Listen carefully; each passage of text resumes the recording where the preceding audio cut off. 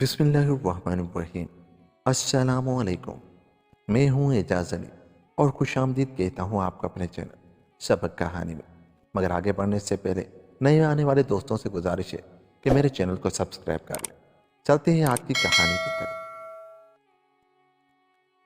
ایک دن ایک شہزادہ اپنے دوستوں کو ساتھ لے کر شکار کو روانہ ہوا۔ بہت دیر تک جنگل میں شکار کھیلتا رہا۔ آخر بڑی محنت سے 2 ہرن مار گرائے۔ اتنے میں دوپہر ہو گئی۔ چوٹی کا پسینہ ایڑی تک پہنچنے لگا۔ ٹانگوں نے چلنے سے جواب دے دیا۔ ادھر بھوک چمک اٹھی۔ چنانچہ سب کے سب ایک گھنے درخت کے نیچے بیٹھ گئے اور کھانا جو ساتھ لائے تھے کھانے لگے۔ درخت کے نزدیک ایک چشمہ بہہ رہا تھا، جس کی وجہ سے وہاں کی ہوا بہت ٹھنڈی تھی۔ کھانا کھانے کے بعد چشمے سے پانی پیا۔ کچھ تو تھی تھکاوٹ، اس پر ٹھنڈی ہوا اور گھنی چھاؤں۔ آنکھیں نیند سے بند ہونے لگی اور سب اس درخت کے نیچے لمبی تان کر سو گئے۔ شہزادہ ابھی اچھی طرح سونے نہ پایا تھا کہ اسے ایک سریلی آواز سنائی دی، جیسے کوئی نہایت ہی میٹھی سروں میں گا رہا ہو۔ وہ جھٹ آنکھیں مل کر اٹھ بیٹھا اور ادھر ادھر دیکھنے لگا، مگر اسے وہاں کوئی انسان نظر نہ آیا۔ حیران تھا کہ یہ آواز کدھر سے آئی۔ اسی حالت میں اوپر نظر اٹھائی تو یہ دیکھ کر بڑا حیران ہوا کہ ایک بہت خوشنما پرندہ ایک شاخ پر بیٹھا گا رہا ہے۔ پرندے کا قد چیل کے برابر تھا۔ اس کا سینہ پیلا اور پر ہرے رنگ کے تھے۔ سر پر ایک سنہری گلبی تھی۔ پاؤں نہایت خوبصورت گلابی رنگ کے تھے۔ اس کی آواز ایسی رس بھری اور میٹھی تھی کہ انسان سن کر مست ہو جائے۔ بے اختیار شہزادے کا جی چاہا کہ کسی طرح پرندوں کو پکڑ لو۔ وہ للچائی ہوئی نظروں سے پرندے کی طرف دیکھنے لگا، لیکن وہ پرندہ یکایک وہاں سے اڑا اور ایک فرلانگ کے فاصلے پر ایک اور درخت پر جا بیٹھا۔ شہزادہ بھی چل کر اسی درخت کے نیچے پہنچا اور اس کے میٹھے راگ سننے لگا۔ پرندہ پھر وہاں سے اڑا اور بہت دور ایک اور درخت پر جا بیٹھا۔ شہزادہ بھی وہیں پہنچا۔ اسی طرح پرندہ ایک درخت سے دوسرے تک اور دوسرے سے تیسرے تک اڑتا چلا گیا اور شہزادہ بھی اس کے پیچھے پیچھے بہت دور نکل گیا۔ اس کے پاس کوئی جال تو تھا نہیں کہ پرندے کو پکڑ لیتا، اور تیر وہ اسے مارنا نہیں چاہتا تھا، اس لیے اس خیال سے ساتھ ہی ساتھ چلتا رہا کہ جہاں موقع ملے گا اسے پکڑ لوں گا۔ اتنے میں یکایک پرندہ ایک پیڑ سے زمین پر آ پڑا، لڑکھنیاں کھانے لگا اور شہزادے کے دیکھتے دیکھتے وہ انسان کی شکل میں آ گئے۔ یہ دیکھ کر شہزادے کا خون خشک ہو گیا۔ آنکھیں کھلی کی کھلی رہ گئی، بدن خوف سے پسینہ پسینہ ہو گیا، لیکن اس نے اپنے اوسان قائم رکھے اور چپ چاپ کھڑا رہا۔ وہ انسان قد میں تو دوسرے انسانوں ہی کی طرح تھا، مگر اس کا لباس وغیرہ بہت عجیب تھا۔ داڑھی بہت بڑی تھی، سر پر ایک سنہری ٹوپی تھی جس کے 2 گوشے دونوں کانوں پر سے آگے کو نکلے ہوئے تھے۔ گردن سے لے کر پاؤں تک ایک لمبا چوگا پہن رکھا تھا، جس کا رنگ سامنے کی طرف زرد مگر پیٹ کی طرف سبز تھا۔ پاؤں میں گلابی رنگ کی جوتی پہن رکھی تھی۔ جوتی، چوگا، ٹوپی سب پر جواہرات جگے ہوئے تھے، جگمگ جگمگ کر رہے تھے۔ اس کے چہرے سے گھبراہٹ برستی تھی۔ وہ کچھ دیر شہزادے کی طرف دیکھتا رہا، پھر بولا، اے شہزادے، ڈرنے کی ضرورت نہیں۔ مجھے ایک ضروری کام میں تجھ سے مدد لینی ہے، اس لیے تجھے دھوکہ دے کر یہاں تک لایا ہوں۔ پہلے یہ تجھے بتا دوں کہ میں ایک بہت بڑا جادوگر ہوں۔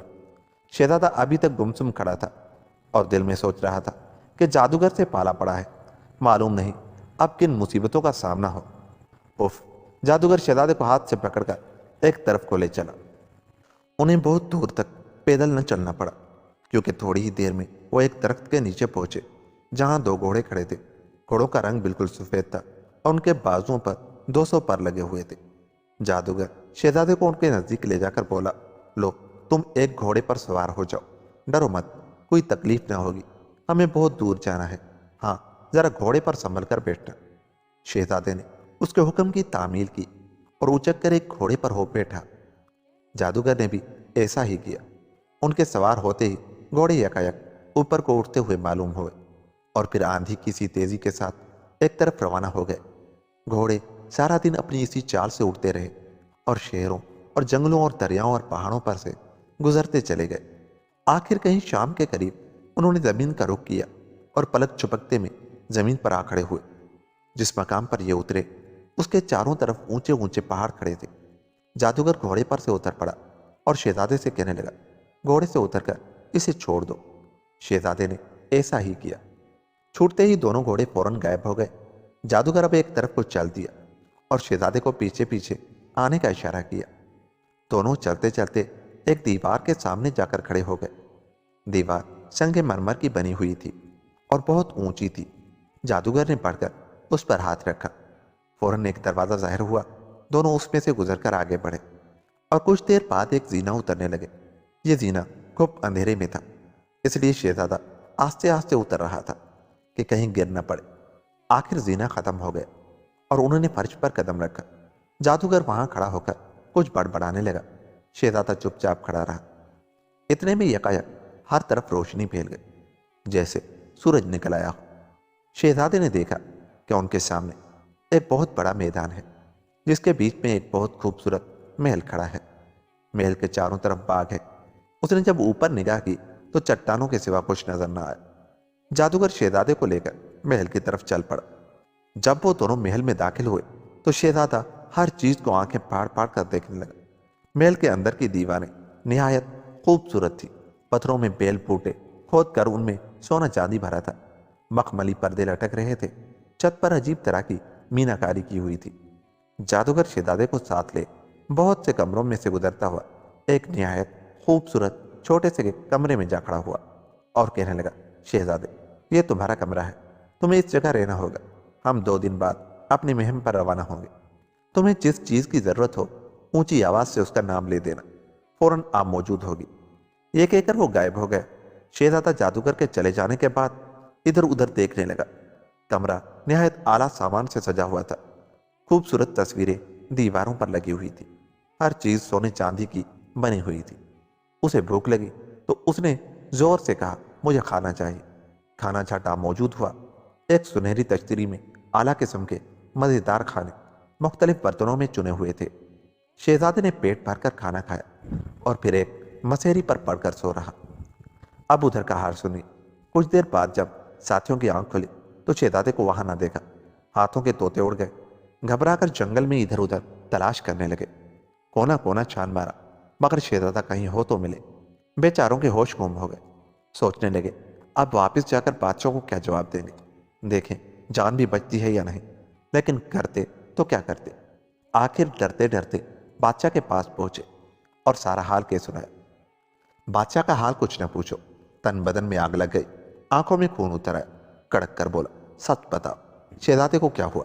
کیا اسے زمین نکل گئی یا آسمان کھا گیا؟ یہ سب تمہاری بے ایمانی اور شرارت ہے۔ میں تم سب کو تلوار کے گھاٹ اتار دوں گا۔ یہ سن کر سب تھر تھر کانپنے لگے اور گڑ گڑا کر عرض کی، جہاں پناہ، ہم سب شکار کے بعد ایک درخت کے نیچے سوئے تھے۔ جب آنکھ کھلی تو شہزادہ صاحب غائب تھے۔ ہم بالکل بے گناہ ہیں۔ سارا جنگل چھان مارا مگر شہزادہ صاحب نہ ملے۔ بادشاہ کو بھلا کس طرح یقین آتا؟ اس کا چاند سا اکلوتا بیٹا جاتا رہا تھا۔ حکم دیا کہ ان سب کو قید کر دو۔ اگر شہزادہ 1 یا 2 مہینے کے اندر اندر آ گیا تو ان کی جان بخش دی جائے گی، نہیں تو سب کو پھانسی ملے گی۔ ان لوگوں کو قید کر کے بادشاہ نے شہزادے کی تلاش میں بہت سے آدمی روانہ کیے مگر سب ناکام واپس آئے۔ بادشاہ اور ملکہ بیٹے کے غم میں دن رات گھلتے تھے، نہ کھاتے نہ پیتے، تمام دن رونے دھونے میں گزار دیتے۔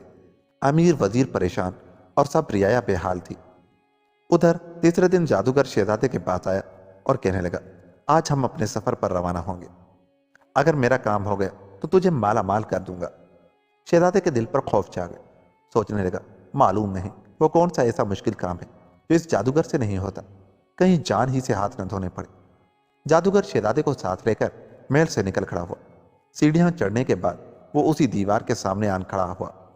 جادوگر نے پہلے کی طرح دیوار پر ہاتھ رکھا، دروازہ ظاہر ہو گیا اور دونوں دیوار سے باہر نکلے تو وہاں وہی دونوں گھوڑے موجود پائے۔ شہزادہ اور جادوگر گھوڑوں پر سوار ہو گئے۔ سوار ہونے کی دیر تھی کہ دونوں گھوڑے ایک طرف کو اڑنے لگے۔ 2 دن کے سفر کے بعد تیسرے دن کی صبح کو وہ ایک بلند پہاڑ کی چوٹی پر جا کر ٹھہرے۔ یہ دونوں گھوڑوں پر سے اتر پڑے اور ایک چٹان پر بیٹھ گئے۔ جادوگر تھوڑی دیر کے بعد کھڑا ہو کر کچھ پڑھنے لگا۔ یکایک ایک چٹان اپنی جگہ سے سرک گئی اور ایک بہت بڑا غار دکھائی دیا۔ جادوگر شہزادے سے کہنے لگا، سنو میاں، شہزادے جو کچھ میں کہتا ہوں تمہیں اس پر عمل کرنا ہوگا، اور نہ کیا تو یاد رکھو تمہاری جان کی خیر نہیں۔ اس غار کے اندر ہو کر سیدھے چلے جاؤ۔ کچھ دیر بعد تمہیں ایک باغ دکھائی دے گا جس کے عین درمیان میں ایک سنہری کمرہ ہے، تم بالکل بے خوف ہو کر کمرے کے اندر داخل ہو جاؤ۔ کمرے کے درمیان میں ایک چڑھاؤ میز پڑی ہے جس پر ایک پنجرا رکھا ہے۔ پنجرے میں ایک نہایت خوبصورت سنہری پرندہ ہوگا۔ پنجرے کو میز پر سے اٹھا لو اور میرے پاس لے آؤ۔ پنجرے کے نیچے میز پر ایک سبز رنگ کا کاغذ رکھا ہے، وہ بھی لے آنا۔ اسے راستے میں ہرگز نہ پڑھنا، سن لیا نا؟ کاغذ کو ہرگز نہ پڑھنا ورنہ تمہاری جان کی خیر نہیں۔ شہزادہ جادوگر کی دھمکیاں سن کر دل میں بہت ناراض ہوا اور اسے نفرت کی نگاہ سے دیکھنے لگا۔ دل میں سوچا، اس کمبخت نے جو کچھ کہا ہے بالکل اس کا الٹ کروں گا، چاہے میری جان ہی چلی جائے۔ اس کی باتوں سے خود غرضی اور شرارت ٹپک رہی ہے۔ میں اس کاغذ کو ضرور پڑھوں گا، یہ دل میں ٹھان کر غار میں داخل ہوا۔ اس کے داخل ہونے پر عجیب بھیانک آوازیں سنائی تھی، مگر وہ ذرا نہ گھبرایا، آگے ہی بڑھتا گیا اور باغ میں جا پہنچا۔ باغ کیا تھا، بشت کا نمونہ تھا۔ ہر طرف فوارے اچھل رہے تھے، ٹھنڈی ٹھنڈی ہوا چل رہی تھی، صحن میں رنگ برنگ کے پھول کھلے تھے۔ غرض عجب نظارہ تھا۔ وہ کچھ دیر باغ کو دیکھتا رہا، پھر اس سنہرے کمرے میں پہنچا۔ جواہرات کی چمک سے آنکھیں چندھیا گئے۔ کمرے میں اندر باہر ایسی اعلیٰ پچکاری کی ہوئی تھی کہ آدمی دیکھ کر حیران رہ جاتا تھا۔ جیسا کہ جادوگر نے بتایا تھا کہ کمرے کے عین درمیان میں جڑاؤ میز پڑی تھی جس پر ایک سونے کا پنجرا رکھا تھا۔ پنجرے میں ایک نہایت خوبصورت سنہری پرندہ بیٹھا تھا۔ وہ شہزادے کو دیکھتے ہی بولا، آئیے آئیے شہزادہ صاحب، آپ کا بہت دنوں سے انتظار تھا۔ شہزادہ یہ سن کر مسکرایا، پھر آگے بڑھ کر پنجرا اٹھا لیا۔ پنجرے کو اٹھاتے ہی اسے میز پر ایک سبز رنگ کا کاغذ نظر آیا۔ اس نے فوراً ہاتھ بڑھا کر اسے بھی اٹھا لیا اور پڑھنے لگا۔ لکھا تھا، اس کاغذ کو پڑھنے والے تو بہت خوش نصیب ہے، کیونکہ تجھے ایسی دولت ملی ہے جو کبھی ختم نہ ہوئی۔ یہ سنہری پرندہ تیری ہر ضرورت پوری کرے گا۔ اس کا گانا اس قدر سریلا ہے کہ انسان سن کر مست ہو جاتا ہے، اور گاتے وقت اس کے منہ سے ایسے جواہرات گریں گے کہ جن کی قیمت بڑے سے بڑا بادشاہ بھی ادا نہ کر سکے گا۔ اس کاغذ کو سنبھال کر رکھنا، کیونکہ یہ سب کرامات اسی کی ہیں۔ پڑھ کر خوشی سے شہزادے کی باتیں کھل گئی۔ کاغذ جیب میں ڈالا اور پنجرا ہاتھ میں لے کر غار کی طرف چل پڑا۔ جب غار سے باہر نکلا تو دیکھا کہ جادوگر مرا پڑا ہے اور گھوڑے غائب ہیں۔ شہزادہ سخت حیران ہو اور پرندے سے اس کی وجہ پوچھی۔ وہ بولا، سب کرامات اس کاغذ کی ہے، تمہاری جیب میں ہے۔ جادوگر بے وقوف تھا، اسے اگر یہ معلوم ہوتا کہ جو کام نرمی سے نکل سکتا ہے وہ سختی سے ہرگز نہیں نکلتا تو وہ اس کاغذ کو ہرگز نہ کھوتا۔ اس لیے تمہیں دھمکیاں دی، اس طرح تم کو اس سے نفرت ہو گئی اور تم نے اس کے کہنے کی الٹ کیا اور کاغذ کو خود ہتھیا لیا۔ یہ کاغذ جس کے پاس ہو وہ ہر شخص پر قابو پا لیتا ہے۔ جادوگر کو اپنے علم کے زور سے معلوم ہو گیا تھا کہ اسے یہ کاغذ نہ ملے گا، چنانچہ اس نے خودکشی کر لی۔ شہزادے نے اس کی موت پر افسوس کیا اور پرندے کی مدد سے تھوڑے ہی دنوں بعد اپنے ملک میں پہنچ گیا۔ ملکہ اور بادشاہ کی خوشی کا بھلا کیا ٹھکانا، سارے ملک میں بھی خوب خوشیاں منائی گئی۔ شہزادے نے اپنی ساری داستان سنا کر جب اس سنہری پرندے کا حال بادشاہ کو سنایا تو وہ اور بھی خوش ہوا۔ غریبوں فقیروں کو دل کھول کر خیرات دی گئی۔ شہزادے کے دوست قیدی بھی آزاد ہو گئے اور سب ہنسی خوشی رہنے لگے۔ یوں یہ کہانی بھی ختم ہوئی۔ دوستو، اگر آپ کو ہماری یہ کہانی اچھی لگی تو جاتے ہوئے ہمارے چینل کو ضرور سبسکرائب کر لیں۔ ملتے ہیں کسی ایسی کہانی کے ساتھ، تب تک اپنا بہت سا خیال رکھیے۔ مجھے دیجیے اجازت، اللہ نے کے بعد۔